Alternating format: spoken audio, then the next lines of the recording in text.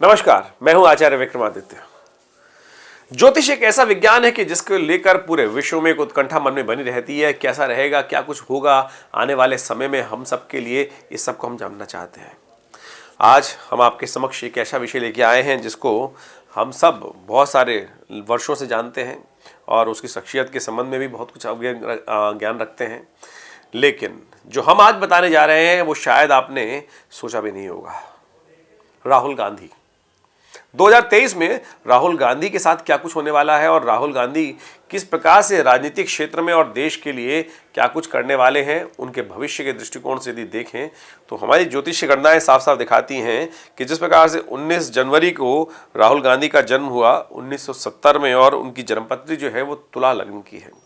तुला लग्न में जो बृहस्पति हैं वो लग्न में बैठे हैं और साथ साथ यदि चंद्रमा की बात करें तो धनु राशि के हैं और तृतीय भाव में उनके विराजमान हैं।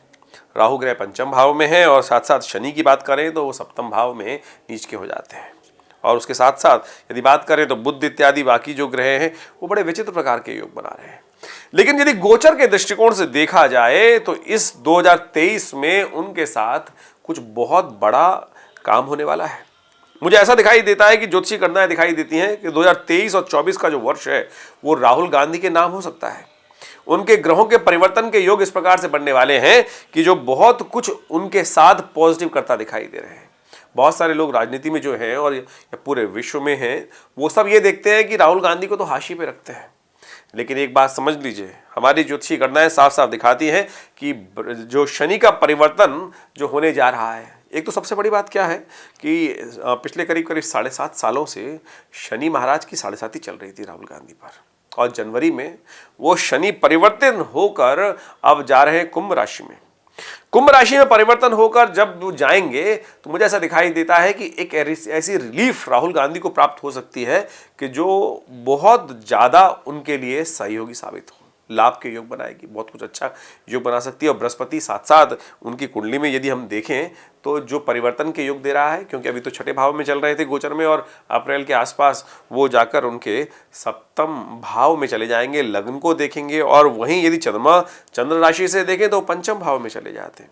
तो 7.5 के परिवर्तन होते ही, 7.5 के समाप्त होते ही राहुल गांधी के जीवन में बहुत बड़ा परिवर्तन मुझे दिखाई देता है। और राजनीतिक दृष्टिकोण से वो इस वक्त जो भारत जोड़ो यात्रा उन्होंने आरंभ करी है और उसके हिसाब से हमें दिखाई दे रहा है कि आने वाले समय में साउथ के जो क्षेत्र हैं, साउथ के क्षेत्र की यदि बात करें तो साउथ में कर्नाटका इत्यादि आते हैं, साथ में आंध्रा आता है।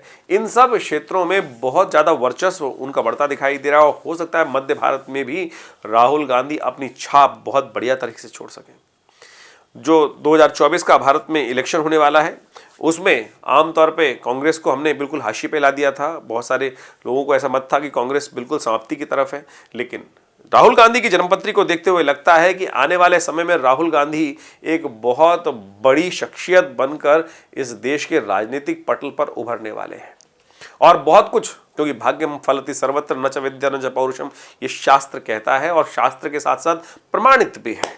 तो ज्योतिषी गणनाओं के अनुसार से आप समझ लीजिए, हमारी साफ साफ गणनाएं दिखाती हैं कि 2023 और 2024 में राहुल गांधी एक बहुत बड़ा जो यात्रा के साथ चल रहे हैं, जिस मंतव्य को लेकर चल रहे हैं, हो सकता है ये ग्रह को प्रबल योग बन रहा है कि बहुत बड़े तौर पर वो अपनी एक भूमिका इस देश में पुनः स्थापित करने का जो प्रयास कर रहे हैं उसमें बहुत कुछ प्राप्त करने के योग बना सकते हैं। ग्रह उतने खराब नहीं हैं जितने पिछले करीब 8-10 सालों से उनके खराब चल रहे थे। तो राहुल गांधी का सूर्योदय पुनः होता दिखाई दे रहा है। हम ये सब ज्योतिष गणनाओं के अनुसार से कह रहे हैं। ज्योतिषी गणनाएं साफ साफ तो दिखाती हैं कि ऐसा कुछ भविष्य हमें परिवर्तन होने के योग दिखाई देते हैं।